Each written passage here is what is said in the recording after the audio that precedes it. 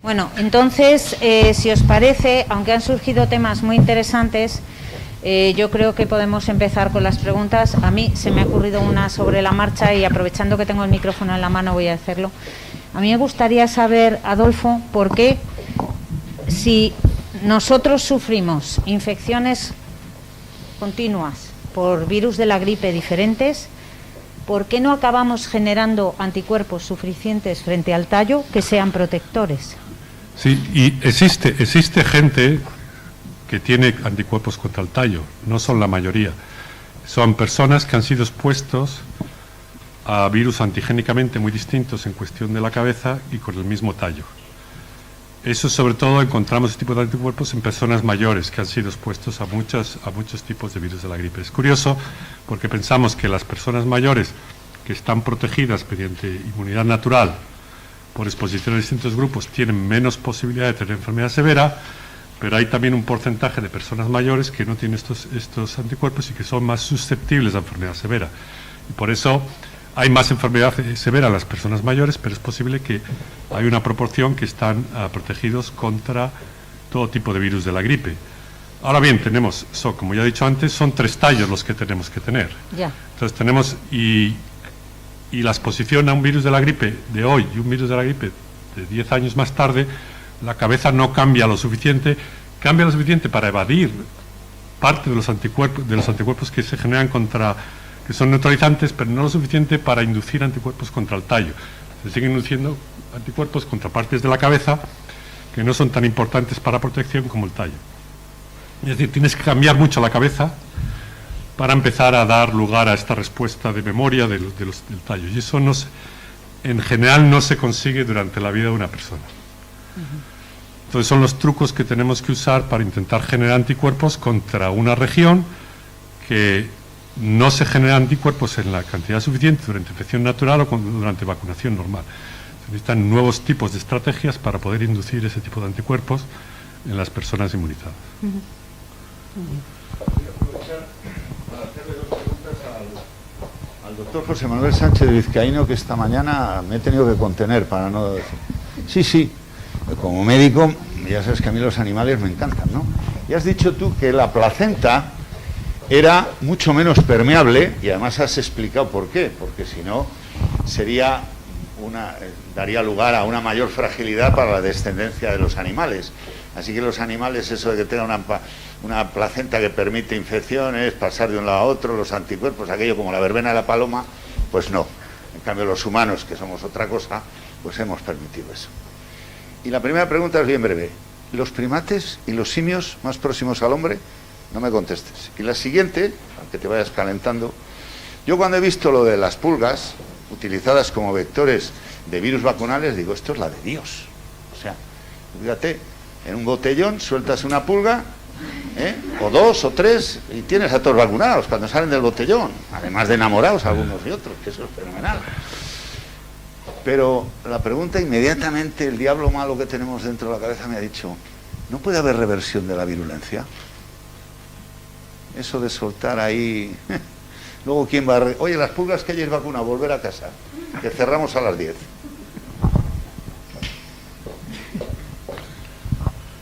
Bueno, con respecto a la primera, efectivamente, es un sistema de protección de la vida animal el hecho de que no tengan esa transferencia. El problema que genera en el caso nuestro es que luego, en las primeras horas cuando realmente se puede transferir las inmunoglobulinas a través del intestino, porque no es mucho tiempo, tenemos ahí unas horas, 10, 12, como mucho 15 horas, entonces ellas entran en unas concentraciones enormes, con lo cual cada animalito, según la madre que haya tenido, va a tener una respuesta inmunitaria un tanto diferente y también su capacidad de absorción. Eso a nivel de una granja, si no hacen muy buenos seroperfiles, el problema de vacunación es que puedes vacunar muy antes de que, cuando realmente la tasa de anticuerpos es muy elevada, en cuyo caso la vacuna es bloqueada, o si esperas, el problema es que entonces es demasiado tarde. En los monos es más parecido a nosotros. Sí, tampoco es 100% como el humano, pero es un poquito más cercano al humano que los demás animales. Sí. Sí, IgG sobre todo. Esa es. Las pulgas, la enfermedad que nosotros hicimos es que se transmite por pulgas. Es decir, que el problema que nosotros teníamos es que si la pulga estaba infectada, pues iba a infectar a los animales. Es decir, no es que hayamos adaptado una vacuna a la pulga, no es que hayamos usado la pulga como una jeringa. Hemos usado la pulga en unas condiciones que naturalmente esa enfermedad la transmitía a la pulga. En ese caso, hemos aprovechado que le hemos presentado una vacuna que parece al virus completo, aunque era un recombinante, y entonces él lo hacía, pero exclusivamente de ese virus. Mi pregunta es si esa pulga se equivoca. Sí. Lo llevamos al hecho real, en vez de en esta isla idílica cercana a Menorca, que no sería una idea particular. Sí. Pero si esas pulgas están en contacto con la naturaleza, donde se pueden encontrar virus que no son recombinantes, eso es lo que pasa en el virus. Sí. ¿Puede haber una reversión de la virulencia? Eso no lo hemos observado porque el tiempo de la experimentación que hemos hecho no ha sido tan largo. Entonces no te puedo contestar ahí. Lo que en principio parece es que si el que está circulando es el virus digamos patológico, y tú metes un vacunal, ese vacunal actúa sobre el patológico, porque en la finca, o sea, en la isla, se encontró un brote y pudimos ver ese valor, ¿no? Pero no podemos garantizar que luego no domine uno sobre el otro. Eso no lo hemos podido ver. Bueno, pues yo quería también formular a los ponentes una pregunta, a ver, en su opinión, ¿cuál es el origen más probable del SARS-CoV-2? En segundo lugar, ¿cómo podría prevenirse el salto de virus de otras especies a humanos? Y tengo una tercera pregunta que tiene que ver con si es posible anticipar la evolución del virus y generar panvacunas que confieran resistencia a múltiples variantes simultáneamente y vacunas que porten varias cadenas de mRNA contra variantes de la espícula del virus. ¿Qué opináis?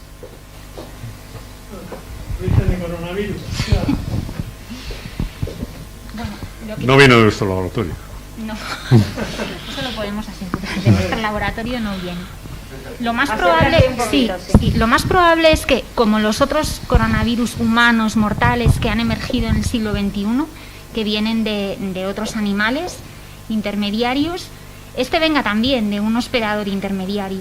Lo que se ha encontrado hasta ahora es que el coronavirus más cercano al SARS-2 son coronavirus de murciélago que se parecen en un 96% de identidad de secuencia.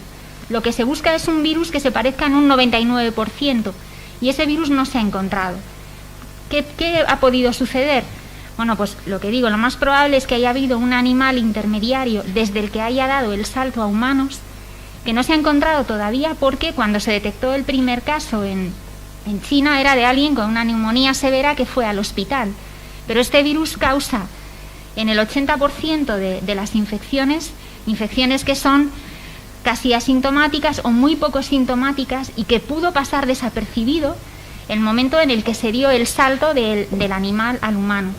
Si se hiciera un estudio epidemiológico lo suficientemente exhaustivo, quizás se podría encontrar ese animal o no, porque a lo mejor el virus ha estado transitoriamente, se ha aclarado ya el virus del animal, y lo que puede permanecer ahí es que haya una respuesta de anticuerpos que pueda reconocer al virus SARS-2 y que indique que la proximidad entre un virus y otro era suficiente. Eso es lo más probable que haya sucedido.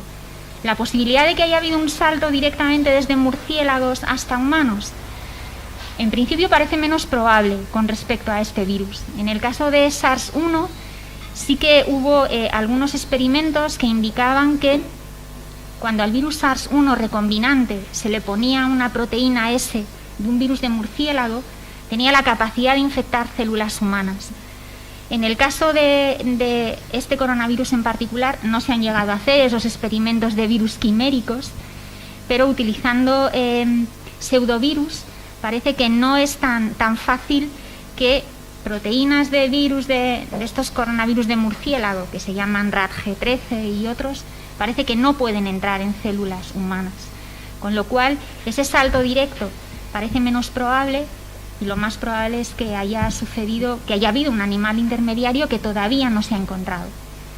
La hipótesis esta de que se haya podido escapar de un laboratorio P4 de Wuhan, bueno, no se puede excluir al 100%, pero en principio conocemos a los investigadores de coronavirus de ese instituto. Son grupos que llevan muchos años trabajando con coronavirus, buscando virus de murciélago. Son grupos sólidos, serios, que saben lo que llevan entre manos, que en principio trabajan de una forma seria también. Ellos lo que han publicado y lo que afirman es que no tienen virus infectivo de murciélago. Lo que tienen son las secuencias de la proteína S, que las han analizado en pseudovirus. Es decir, no tienen el virus infectivo que se haya podido generar de forma sintética. Pues definitivamente esa posibilidad de que se haya construido en el laboratorio, esa es la menos probable de todas. Sobre todo porque no tenemos, en el mundo de los coronavirus, no había conocimiento suficiente como para introducir todas las particularidades que tiene este virus y que le dan el potencial que ha tenido para ser pandémico, para transmitirse como lo hace, para dar infecciones asintomáticas. Todo lo que sabemos que está haciendo es algo que ha ido por delante del conocimiento que teníamos. ¿Alguien más quiere responder a esta pregunta? Yo creo que no, Un momento. No, yo creo que con todo el conocimiento que tenemos de la biología molecular, de patógenos y demás, y todos los esfuerzos que se han hecho, que la gente en un principio empieza a suponer, no hay ninguna demostración que dijera que realmente es un virus que ha sido generado en el laboratorio. Ese es un punto importante. Una cosa es que se haya aislado el virus y se les haya escapado, pero también la pregunta iba en esa dirección de que la sociedad hay ciertos sectores que les preocupa si realmente el virus pudo ser generado de nuevo. O sea, con lo cual, y la evidencia que hay, corrígeme, es que no hay evidencia genética que apoye esa teoría. No sé si queréis comentar al respecto también de ello. Sí, toma. Gracias, Mariano. Yo quisiera comentaros que llevamos mucho tiempo haciendo seguimiento de las pandemias, mucho tiempo, en dos proyectos muy grandes, son norteamericanos, pero participamos varios grupos, y efectivamente, como ha dicho Isabel, en todas las que han pasado hasta ahora, siempre hay una transmisión del animal a otro animal que hace de amplificador primario antes de pasar a amplificadores humanos. Con lo cual, realmente la prevención de posibles pandemias, si hiciéramos una vigilancia común, sanitaria, medicina humana y veterinaria, probablemente nos ayudaría mucho a prevenir en el futuro. En el caso concreto el problema que tenemos es que China no es precisamente un país transparente. Esto es un tema que tenemos que tener muy en cuenta, porque yo los conozco bien, desgraciadamente estoy mucho por allí, y aunque todavía no se me han puesto los ojos así, pero en fin, se me empiezan a poner. Entonces, el problema que hay es, y sabemos que en ese laboratorio se ha trabajado con muchísimos virus, ¿no? Con muchísimos virus de origen, bueno, de murciélagos, ¿no? Entonces, yo desde luego no creo que desde luego sea artificial, en eso coincido totalmente con vosotros, pero sí que creo, de verdad, puesto que una especie que haya hecho una amplificación, la verdad es que en China es fácil que lo hayan ocultado, es verdaderamente, primero que se hayan enterado, y segundo que es muy probable que no sean ellos muy transparentes en ese sentido. Desde luego no me creo así que sea fácil, pero sí que pienso que puede haber personas que se hayan infectado, porque también conozco el laboratorio y desde el punto de vista de bioseguridad es difícil que se escape, estoy de acuerdo en eso también contigo, es muy difícil. Pero que un enfermo, una persona que está manipulando en una cabina de nivel 3 o 3 plus, que realmente tenga una entrada en un momento determinado, porque eso es probable que ocurra, y que esa persona no tenga un cuadro clínico diferente, simplemente una gripe, o que haya varias personas que se hayan contagiado, aunque no sea un cuadro muy agudo, eso está dentro de una probabilidad elevada. Y dada la transparencia o la falta de transparencia de ese país, pues tampoco sería de extrañar que hubiera ocurrido así. Yo creo que esa hipótesis habría que mantenerla. Lo que pasa es que, claro, han ido los inspectores de la OMS, pero realmente no han hecho una inspección. Lo que han hecho ha sido una visita guiada. Una visita guiada es diferente de una inspección.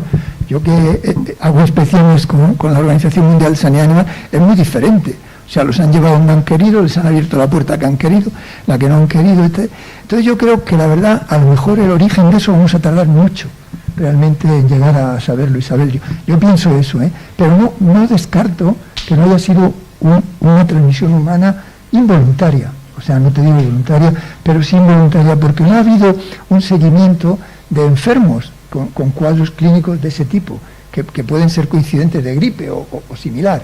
Pero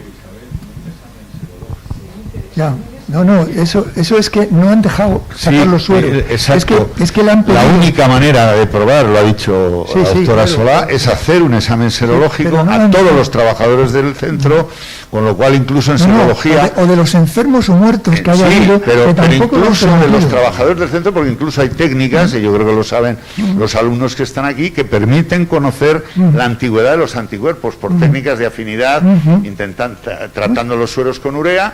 Los sueros más afines son los anticuerpos más viejos. Los sueros que tienen poca afinidad y que se degrada la unión antígeno-anticuerpo con urea, eso se hace en cualquier laboratorio, son anticuerpos que se han generado pues en los 3 o los 4 últimos meses, con lo cual eso ayudaría mucho, pero efectivamente eso no se ha hecho. No se pudo hacer, y de hecho lo quisieron hacer, pero no se pudo hacer. Es que es complicado, es muy complicado. Que hay varias. Perdona, es que creo que Ana hizo 3 preguntas.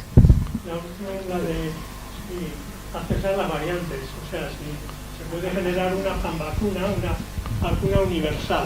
Adolfo, contra universal. Contra coronavirus. Contra coronavirus.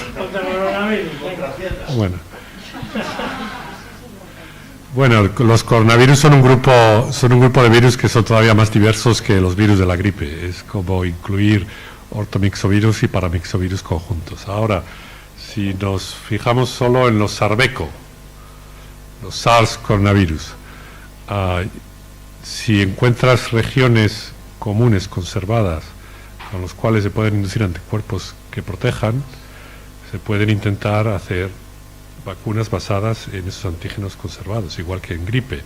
Creo que es más difícil llevarlo luego a coronavirus humanos, que son antigénicamente un poco ya más distintos, sobre todo los alfa coronavirus.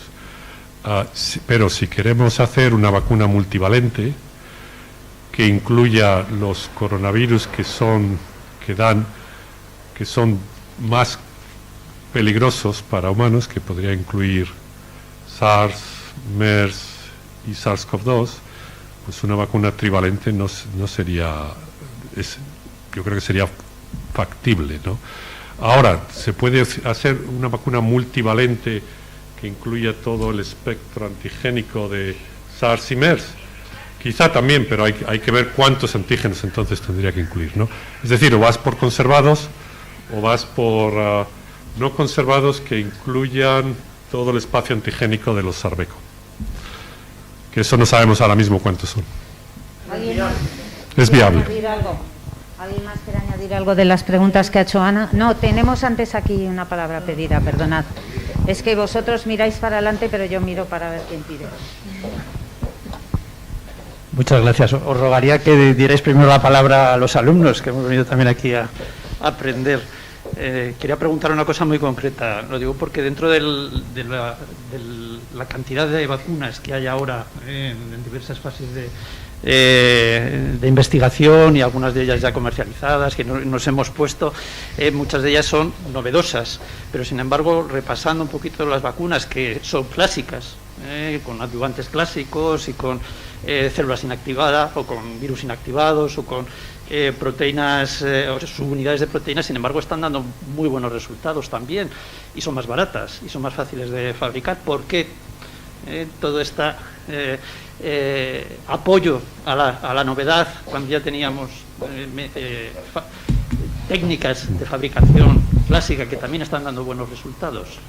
Sí, yo te puedo decir la opinión, ¿no?, que tengo sobre por qué las vacunas más clásicas hay mayor capacidad de producción masiva, pero necesitan un poco más de tiempo para producción, para ensayos de fase 1, fase 2, fase 3. Las vacunas de RNA estaban preparadas en una semana. Las vacunas de proteína recombinante necesitas probar la proteína recombinante, ver que te exprese bien o en vacúolo o en células animales, optimizar la producción antes de empezar incluso ensayos de fase 1. Mientras que las vacunas de RNA estaban preparadas para ir directamente a fase 1 en una semana o 2 semanas, nada más. Y adenovirus también, sí, y las de adenovirus también. Lo mismo, las vacunas de virus inactivados, necesitas crecer el virus, tener optimización del sistema de cultivo del virus, y han tardado un poquito más. La Sinovac ha tardado un poquito más. Ha venido por detrás a lo mejor un par de meses, pero eso es debido a eso, a que la optimización de la fabricación de vacunas para un virus determinado que esté basado en proteínas recombinantes o en virus inactivados necesita al menos unos meses de optimización, mientras que las de RNA y adenovirus no necesitan ser optimizadas en producción. Generas el vector recombinante y lo produces. Y eso han tenido la facilidad. Los que se han metido, los de RNA que se han metido con ellos, tenían la vacuna preparada en un par de semanas para entrar en ensayos clínicos.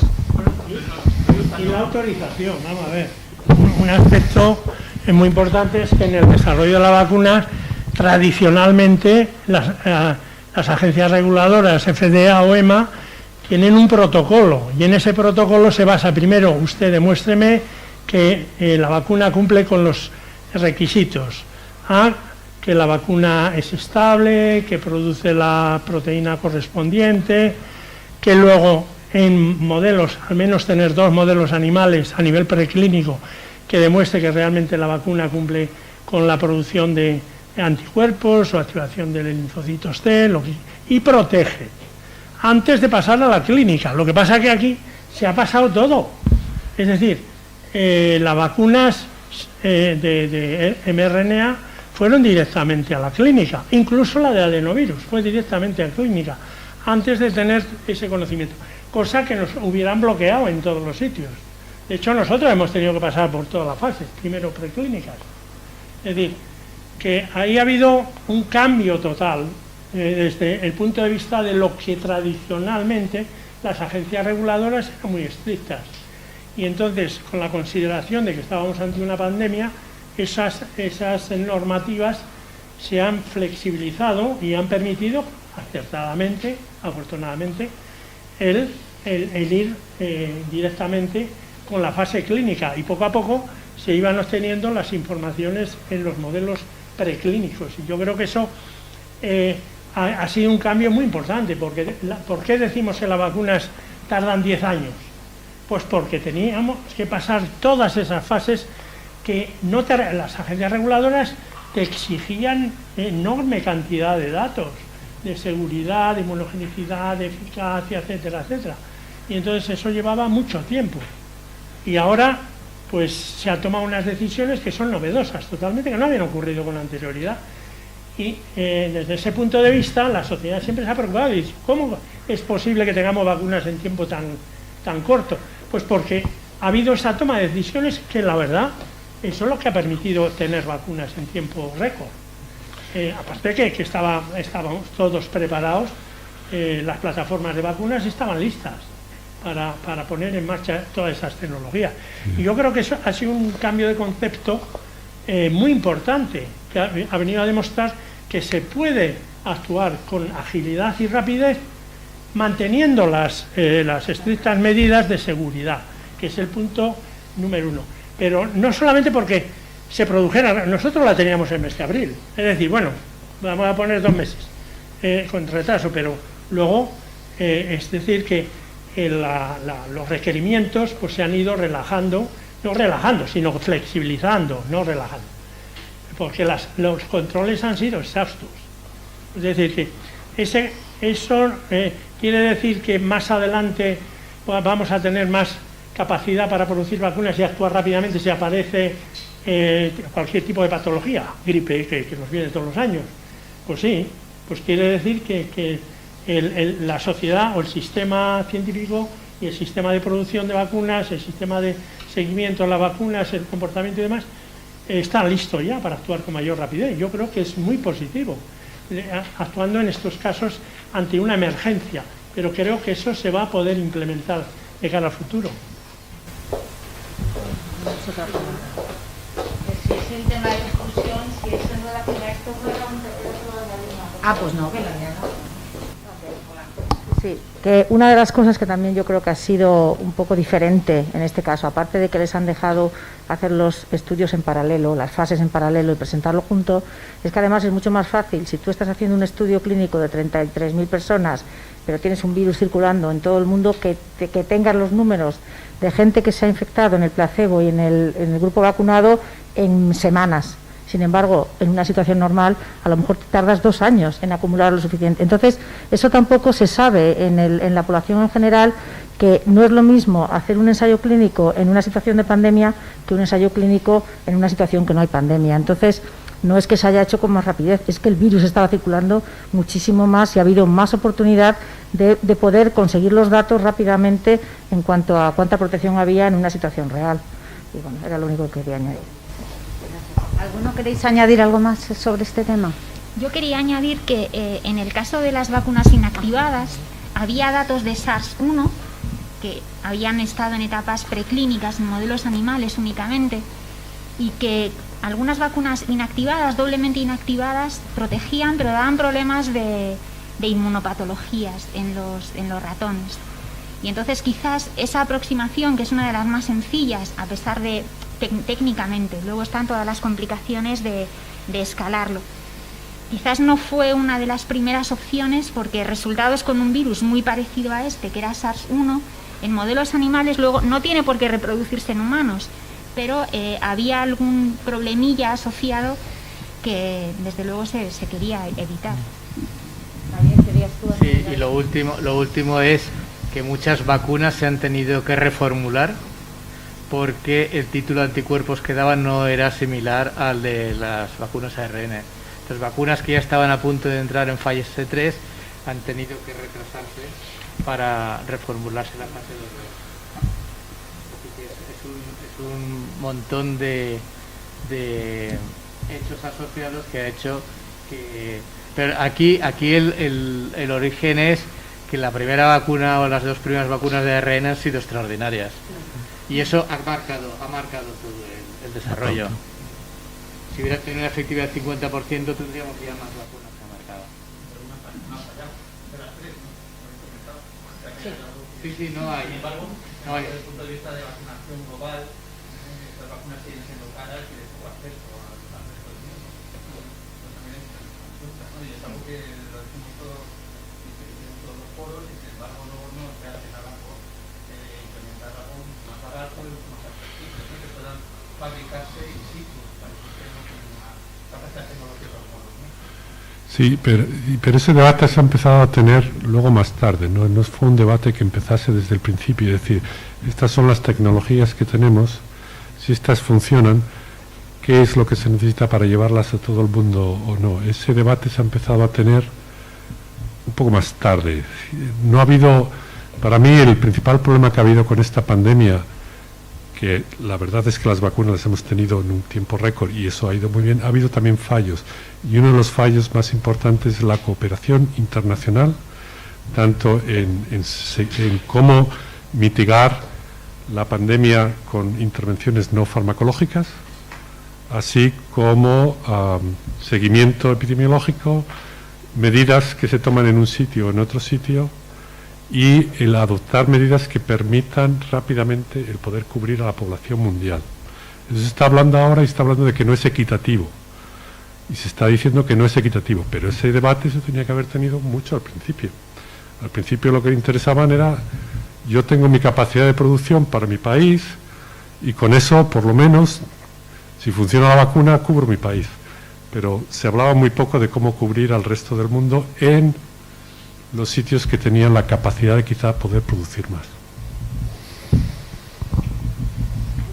Hola, vale, yo 2 de las preguntas era para el profesor Sánchez Vizcaíno, que vale, pues se las haré después.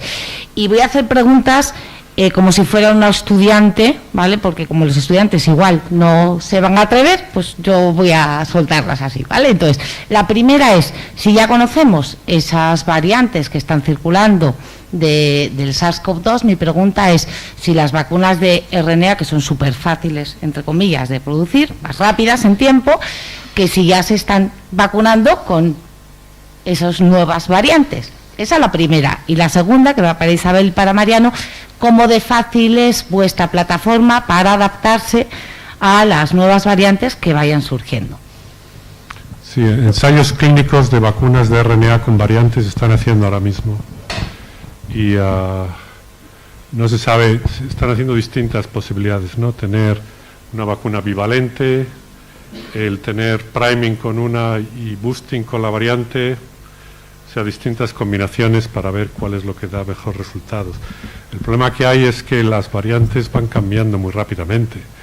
Entonces, ahora mismo lo que nos preocupa es la variante Delta, pero a lo mejor dentro de un año la variante Delta está obsoleta y es otra variante la que nos preocupa más, y por tanto vamos un poco también por detrás del virus, ¿no? En ese aspecto, igual que las vacunas han ido por detrás del virus. Pero sí, se está haciendo, yo creo que lo que se puede. Y bueno, luego no se sabe al final cómo va a ser el resultado. Ahora mismo las vacunas que tenemos serían capaces de parar la pandemia incluso con variantes si hay suficiente gente inmunizada. Ahora quedará enfermedad todavía en personas que no han tenido una efectividad las vacunas, en personas que no tienen buenos niveles de anticuerpos, o lo que sea. ¿Y es posible mejorarlo? Pues es posible, quizás sea posible mejorarlo, pero ya no sería en una situación de emergencia. Estos son los casos que nos quedan, son sobre todo en estos grupos de riesgo con este tipo de variante, que es lo que necesitamos para proteger ahora a estos grupos de riesgo donde todavía hay un porcentaje de enfermedad que no da lugar a una crisis sanitaria ni una crisis económica, pero que da lugar a pérdida de vidas humanas, y que es lo mejor para proteger a eso. Se necesita una nueva dosis, se necesita una vacuna multivalente, se necesita una dosis de recuerdo con las cepas circulantes, dosis de recuerdo con la misma vacuna que antes, usar una vacuna después de otra con 2 tipos de vectores. Eso ya es una investigación posterior que me imagino que seguirá haciendo. En cuanto a la pregunta de los tiempos, ¿no? Es decir, las vacunas de RNA, ARN mensajero, como decía yo esta mañana, que cualquier estudiante aquí lo puede hacer en el laboratorio, es decir, es muy fácil. Tiene los componentes, tienes un plásmido en el cual está el promotor de la T7, la polimerasa T7, el fago T7, y es añadirlo, poner los trifosfatos y los componentes. Lo que hace la polimerasa, venga, pim pam, tú tienes señal de terminación, coges, le añades DNasa, destruyes lo que es el plásmido, el ADN, y lo pones en una columnita, tienes el RNA, es decir, y vas directamente y lo puedes inyectar en un ratón. Las otras vacunas basadas en recombinantes virales, virus atenuados y demás, lleva algo más tiempo porque son virus o ADN, pues vamos a poner adenovirus, y los que trabajamos los postvirus o estos, y tienes que insertar la secuencia codificante dentro del material genético, con lo cual es un proceso que requiere algo más de tiempo. Pero todos son tecnologías, es decir, lo que te lleva a lo mejor pues un mes, un par de meses, en el caso del RNA es directo, es decir, no lleva muy poco tiempo, pero todo es tecnología. Ahora, ¿podemos hacer recombinantes en menos tiempo de lo que estamos haciendo? Pues sí, nosotros estamos intentando ahora, en lugar de tardar un par de meses, a ver si tardamos horas. Es decir, que queremos también introducir con la tecnología, CRISPR-Cas y todo esto, pues lo puedes hacer, pero claro, tienes que desarrollar esa tecnología. Y en las vacunas mucho es tecnología. Luego, creo que todo esto está suponiendo también un avance enorme en general en el desarrollo de vacunas a todos los niveles, y creo que es muy positivo, porque de ahí vamos a aprender sobre todo que no sabemos cómo actúan las vacunas mRNA a nivel de contexto biológico, a nivel celular o a nivel sistémico, a nivel... Es decir, que tenemos que aprender mucho de cuál es el comportamiento, qué es lo que hace, porque habrá datos positivos, pero a lo mejor también tienes datos negativos, ¿no? Que te pueden, a lo mejor, actuar en algún sistema celular que no es el más deseado, pero lo sabremos a medida que todo esto va avanzando. Y creo que esas tecnologías son muy importantes para el desarrollo general de vacunas de cara al futuro. Y luego hay otra cosa a tener en cuenta, que las agencias reguladoras del medicamento no han decidido si hay cambios en la composición de la vacuna, cómo las van a autorizar. Ahora hay autorizada una vacuna de ARN, una vacuna de adenovirus. Si tienen que cambiar la formulación, va a ser un cambio indirecto, van a tener que hacer algún ensayo clínico, no lo saben todavía cómo hacerlo.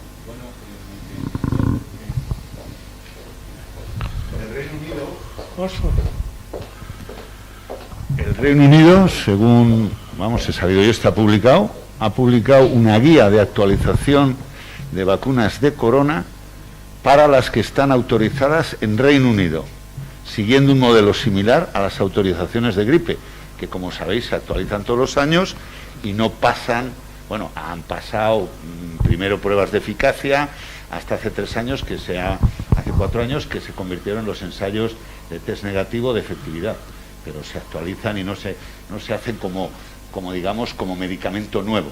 Eso lo tiene ya Reino Unido hecho y creo que la Unión Europea estaba trabajando en ese tema. Están trabajando pero no lo han decidido. El profesor Sánchez Vizcaíno no vuelve, que le he visto irse. A lo mejor quieres hacer las preguntas y las puede contestar alguien. Nos contara un poquito su experiencia, de vacunas orales, que él ha hablado de vacunas orales y era para que nos contara, que me ha quedado yo con esas vacunas de alimentos, que que me parecía bonito que nos contara un poco.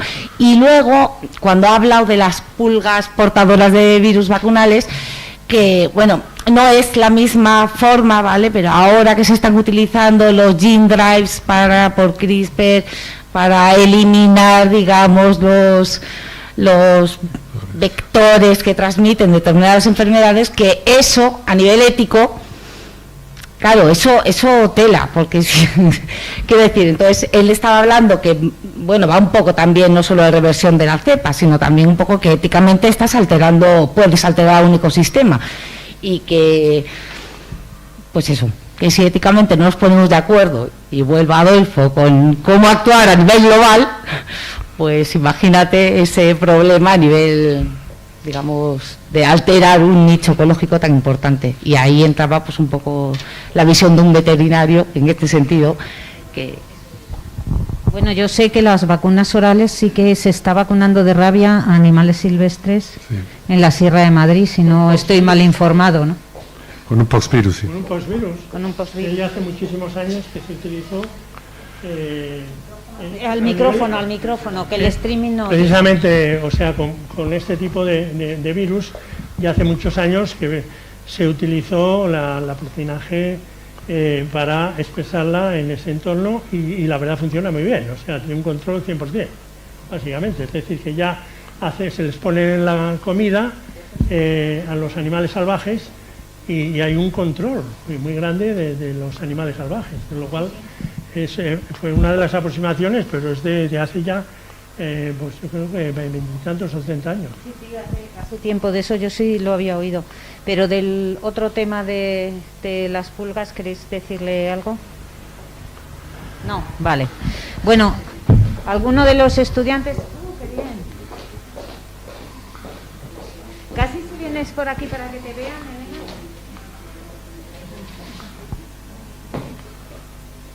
te vean mejor los ponentes, que si no te ven. Hola. Yo tenía 2 preguntas relacionadas con el tema de las pulgas. ¿No se pueden usar pulgas que sean estériles o algo así? Igual que las plantas estas modificadas genéticamente, que las hacen estériles para que no se diseminen y todo eso. No sé si eso tiene sentido o no, no lo sé. Sí, se ha trabajado con mosquitos sobre todo en eso. Claro, por eso lo decía, porque yo había escuchado, pero como no lo sé. Y digo... Si además pones los vectores estériles, los mosquitos o las pulgas estériles, y luego los virus que no se propaguen, ¿por qué podría haber un problema con eso? No sé si eso tendría sentido o no, la verdad no lo sé. Bueno, se sabe menos de pulgas que de mosquitos para hacerlos estériles, pero sí, es una aproximación que se podría intentar, desde luego. Pero se sabe muy poco de vectores, de mosquitos se empieza a saber un poco más, pero hay muchos otros vectores. Están las pulgas, de las que se sabe muy poco, están los flebótomos, de los cuales se sabe también muy poco con respecto a transmisión, y los mosquitos, hay muchos tipos distintos de mosquitos que tienen también su biología particular. Está el anófeles, está el Aedes y está el Culex.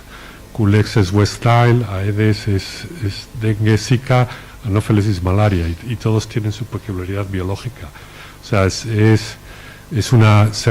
ha usado sobre todo para malaria y para dengue la aproximación con los mosquitos, y es debido a saber sobre la biología y cómo hacer ese tipo de manipulaciones. Con pulgas se sabe muy poco.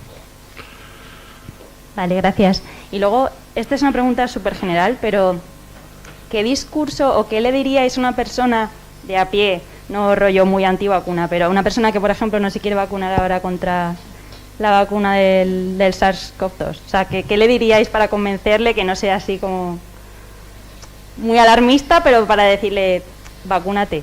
Porque a mí me cuesta explicarme. Hombre, si tú tienes 190 millones de personas infectadas a nivel global, tienes más de 4 millones de muertes a nivel global, si tienes en España 4 millones de infecciones y más de 80.000, que sepamos que pueden ser 100.000, y conoces a muchas de las personas que han fallecido, y dices, ¿cómo es posible que en 2 semanas esta persona se haya muerto, con todas las repercusiones que tiene a nivel familiar? Si tú como científico coges el agente, se lo pones a un animal, a un ratón humanizado, y lo matas en 6 días, y tú ves los problemas que se producen en las personas que han sido infectadas, que han sobrevivido a la enfermedad, y ves todas las consecuencias, porque no hablamos ya de las personas que han fallecido, sino a las personas que llevan el proceso, que no sabes cuánto tiempo les va a durar, que tienen secuelas muy serias. Pues eso es lo que llamamos el long COVID, en el cual pues Estados Unidos, como siempre, va adelantado, y Biden ha puesto $1.000 millones para entender qué pasa en esas personas que han sido infectadas y que tienen problemas, tienen secuelas muy serias.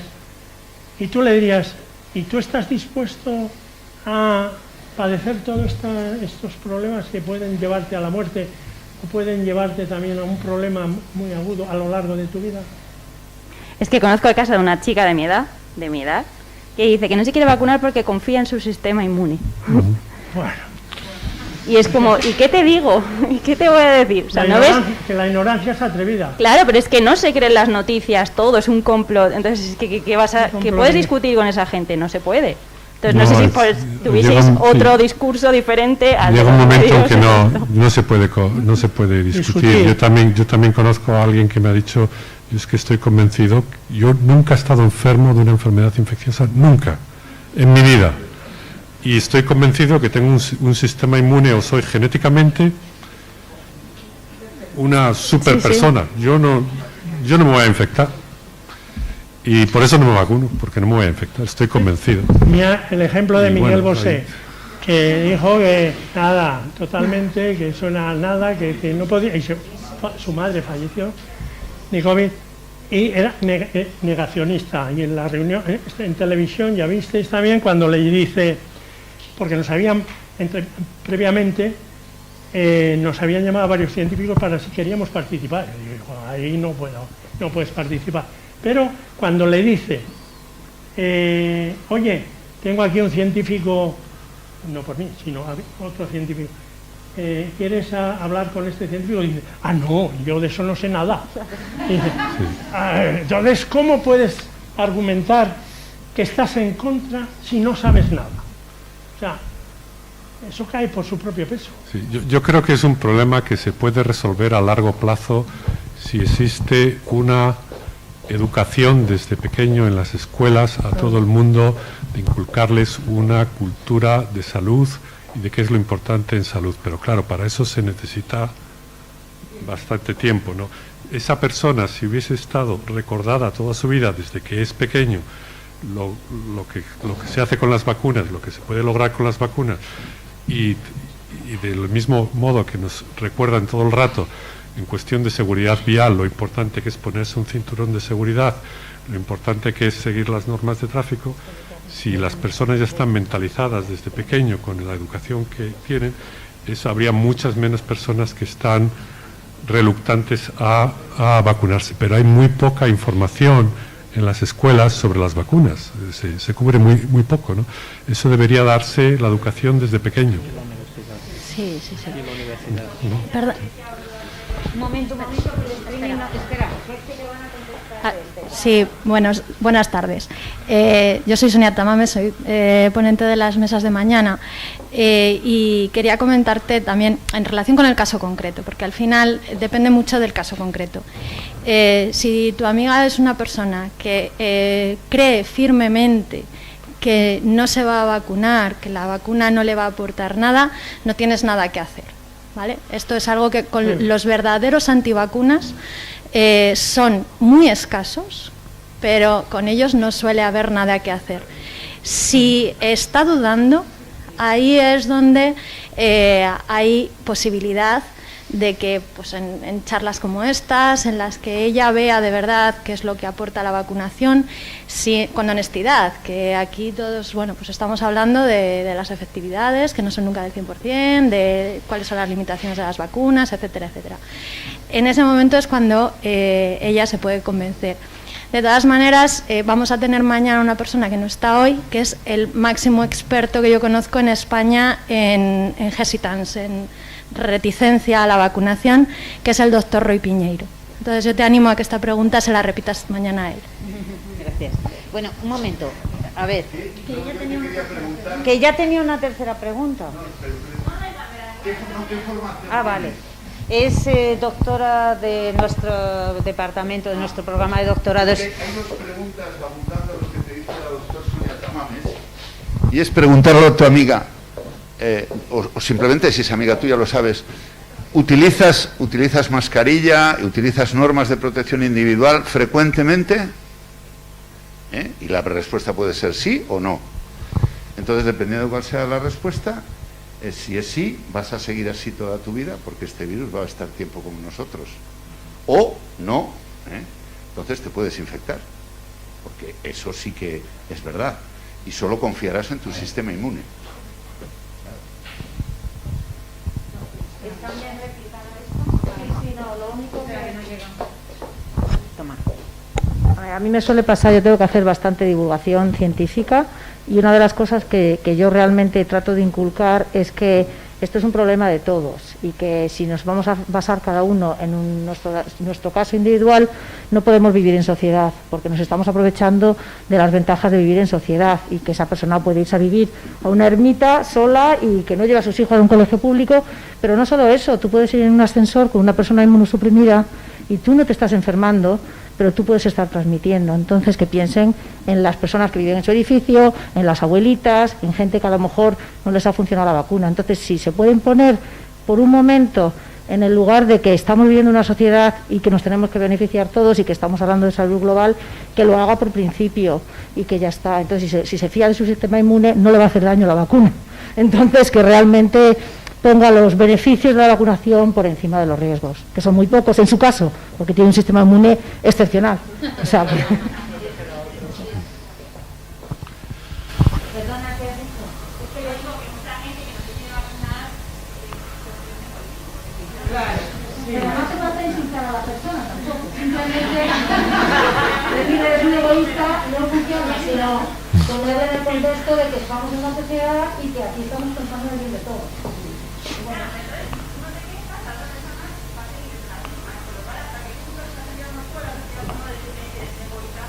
Bueno, pero se lo puedes decir de una forma o de otra. Yo creo que dando datos y porcentajes, historia de la vacuna, o sea, yo creo que simplemente contando lo que es la historia, ya va, que no, pero lo ven en la tele, pero lo de la tele, pues yo qué sé, igual están comprados. O sea, es decir, tú eres la amiga, tú eres no sé, no es verdad, que hay gente que se hacía, esto lo han pagado porque me da esta tele. No, yo te voy a poner datos, porque a mí también me pasa, y ahora caigo. Mira, aquí, cuando viajamos aquí, nos cargamos a esta gente, porque no había visto no sé qué, ahora no sé qué, y ahora, ¿qué porcentaje de muertes hay ahora por la AstraZeneca? No, pues mira, con el ibuprofeno y vete a los datos. Perdón, datos, historia, eso va fenomenal. Ya está. Pues seguro que ha tenido un padre, un abuelo, pues tenemos un caso aquí de polio. Es que yo le ponía y le digo, pues mira, te voy a presentar a alguien, mira, tómate un café y que te lo cuente si lo hubieran vacunado. Claro, pero yo digo que se vaya, en niños con sarampión que se están muriendo, o sea, es que hay cosas que todavía son ilógicas, pero que hablaba, yo estoy con Adolfo, o sea, a mí yo lo que pienso es que esto, lo que nos ha traído, para mí es que ha sacado, fíjate, la versión más egoísta del hombre. Fíjate que uno piensa, no, es que estamos trabajando conjuntamente. Pues yo digo, joder, pues yo que opino lo contrario, que los países más ricos al final, pues eso, yo voy a vacunar a los míos. Y a mí me da miedo, pues eso, que la gente no es consciente de que queda mucho. Y que hay muchos países que todavía, pues, les queda mucho. Yo creo también que dentro de lo que decía Adolfo, de la necesidad de informar y de formar a la gente desde pequeñitos, está la información macro de los datos, de la efectividad de las vacunas, de cómo han cambiado, y esa normalidad a la que queremos volver es una normalidad que se ha alcanzado gracias a que han desaparecido enfermedades que eran devastadoras. Y en parte también, además de los datos macroscópicos de efectividad y de seguridad, creo que también ayudaría el hacer visibles casos de gente muy joven, sin enfermedades, que también se creía invulnerable y que sin embargo han enfermado seriamente de coronavirus, o gente que ha tenido COVID persistente y que siguen arrastrando secuelas. Es decir, dar la imagen personal de casos reales para no pensar que estos son estadísticas que alguien se inventa y que da cifras, sino que son personas concretas. No sé, es llegar desde todas las perspectivas de información y de formación para que la gente se sensibilice y actúe en consecuencia. Sí, hola. Yo tengo una pregunta para Adolfo sobre la vacuna universal de gripe que has presentado. No sé si podrías contarnos un poco sobre los siguientes pasos en clínica y en acceso, porque he visto que tienes, bueno, lo has presentado, que tienes financiación de una entidad privada, una pública, el BARDA, la Gates, que es filantrópica. Bueno.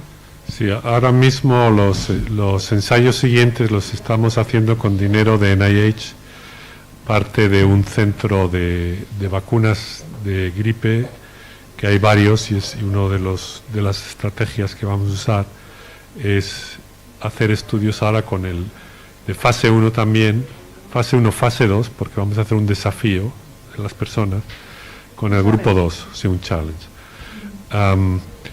Pero sí es verdad que tarda bastante tiempo, porque no estamos en una situación de emergencia, no es como SARS coronavirus. Y lo que tenemos que demostrar, primero necesitamos una vacuna trivalente, como ya lo he mencionado, lo cual 3 componentes y probar que los 3 componentes funcionan. Y lo segundo, hay ya vacunas, tienes que probar que al menos funcionan para las cepas homólogas con la misma eficacia que las vacunas que existen ahora, no inferioridad, porque si es inferior a las que existen ahora, a lo mejor es mejor para dentro de unos años, pero no es tan buena como si fuera la vacuna anual. Entonces hay que probar que no es inferior a la vacuna, y luego lo más difícil es la durabilidad. Porque si tienes una vacuna universal que te protege durante un año, pues no es universal, ¿no? Y entonces los ensayos clínicos que se van a necesitar para probar la duración, de nuevo, no es como en este caso que estamos en emergencia, no sabemos cuál es la durabilidad, pero sabemos que para acabar con lo que tenemos ahora mismo hay que usar las vacunas, y ya veremos cuántos son de duraderas y se necesita revacunarse. Una vacuna universal tiene que hacer al final un ensayo de eficacia que dure 4 o 5 años, durante los cuales al menos una de las cepas cambie lo suficiente como para ver la diferencia que hay con la vacunación anual. Y eso es complicado, o sea, son estudios más a largo plazo. Eso hace que sea un camino bastante largo hasta probar si funciona. Así que puede que vayamos a volver a los 9 años de desarrollo de una vacuna en casos que no sean emergencias extremas, porque Ana comenzaba abriendo este curso hablando de que hemos desarrollado vacunas en 9 meses. Pero claro, se han dado unas circunstancias que tal vez si no se vuelven a dar, tengamos que volver a tiempos largos de desarrollo. Bueno, todo eso va a depender del tipo de vacuna que estés buscando, ¿no? Si para tener preparadas vacunas contra... hay que empezar a recoger información para enfermedades infecciosas que puedan surgir en el futuro y trabajar en vacunas contra ellas. Por ejemplo, con SARS, lo que ocurrió es que cuando SARS-CoV vino, se empezó a trabajar mucho en vacunas. Pero cuando SARS-CoV desapareció, se dejó de trabajar en vacunas de SARS-CoV. Y si se hubiese seguido trabajando en vacunas de SARS-CoV, ver si son seguras, ya no puedes hacer eficacia, ver si son seguras en personas, ver si dan lugar a anticuerpos neutralizantes, ver cuánto es la duración de anticuerpos neutralizantes que se inducen con las vacunas que estaban probando en esos momentos contra SARS-CoV. Eso es toda información que hubiésemos tenido contra SARS-CoV-2 y saber, esta estrategia vacunal da lugar a una duración de anticuerpos neutralizantes de 6 años, por ejemplo. Esa información se podía haber tenido. Esa información no se tuvo porque se paró la investigación en vacunas de algo que desapareció pero que pudo volver en el futuro. Y eso es lo que tenemos que seguir pensando. Tenemos que seguir trabajando en vacunas contra agentes que puedan causar pandemias para estar mejor preparados si es que causa una pandemia. Es lo mismo, yo he dicho la comparación con defensa, se está trabajando en mejores tanques, mejores misiles si viene una guerra, pero no se usan, ¿no? Y es muy difícil que venga una guerra que tengas que usar los misiles. Las vacunas es lo mismo, tenemos que trabajar en vacunas, estar preparados, y es más fácil que venga una pandemia a que nos invada, yo qué sé, Irán o algo así, ¿no? Entonces es algo al que tenemos que estar preparados y tener un presupuesto que nos haga estar preparados para lo que pueda venir. Al final es eso, ¿no? Tener un presupuesto destinado. Vale, gracias. ¿Alguna pregunta más por allá atrás? Vente para acá.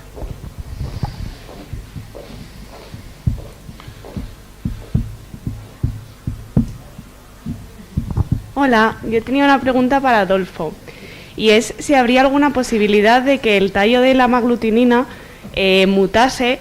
Por ejemplo, viene la vacuna, nos vacunamos todos y, no sé, a modo como de presión selectiva para el virus cuando no pueda reproducirse o replicarse o transmitirse, si habría posibilidad de que ese tallo, no sé, adquiriese las características de variabilidad que tiene en la cabeza y pues se fuese todo al traste otra vez. No, esa es una pregunta muy buena.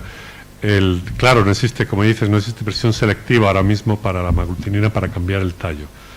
Entonces, eso no lo vamos a poder saber con toda seguridad hasta que empiece a usarse vacunas y ver si el tallo empieza a cambiar. Existe evidencia de que no es tan flexible, no tiene tanta flexibilidad para cambio el tallo que los sitios antigénicos de la cabeza, simplemente por estudios de mutagénesis, donde cada uno de los aminoácidos se ha mutado en la hemaglutinina y se saben cuáles son permisivos y cuáles no son permisivos para dar lugar a una mutación que el virus siga siendo infeccioso. Y tienen menos posibilidades de aceptar mutaciones que la cabeza, pero eso no quiere decir que no vaya a aceptar mutaciones, sobre todo si se compensan con mutaciones en algún otro sitio. La capacidad de cambio parece ser menor basados en esos estudios, pero eso es algo que tendremos también que ver con el tiempo. Ese es otro de los desafíos a los que nos encontramos, a los que no tenemos una respuesta segura en este momento. Vale, muchas gracias. Bueno, yo tengo una pregunta para Javier con respecto al virus respiratorio sincitial, porque los que seguimos en Twitter a pediatras hemos visto que ha habido un brote tardío en niños de virus respiratorio sincitial. Y yo siempre me acuerdo de las palabras del doctor de Jarazu de que los virus respiratorios no se pisan la manguera entre ellos. Entonces, ¿vamos a tener predominancia de un virus y los otros se van a quedar esperando a que el otro baje en cuanto al respiratorio sincitial o al de gripe? ¿Va a ser esto así hasta que desaparezcan y llegue a un equilibrio? Es muy buena pregunta, yo creo que sí. Yo creo que sí. De hecho, lo estaba comentando antes con Adolfo, de que nosotros tenemos la teoría de la vacuna de la gripe en niños y la interferencia viral. Es decir, a ver, clásicamente los pediatras sabemos que el niño con sarampión no cogía la varicela cuando eran epidémicas siempre. Es decir, como si un virus bloqueara el otro, posiblemente por inmunidad innata, ¿no? Se ponen en marcha todos los mecanismos de inmunidad innata. Entonces, estudios recientes con vacunas, ensayos clínicos con vacunas de la gripe en niños, sobre todo con la tetravalente, se ha visto que disminuye la gripe, pero sin embargo el valor global en salud del niño no se modifica.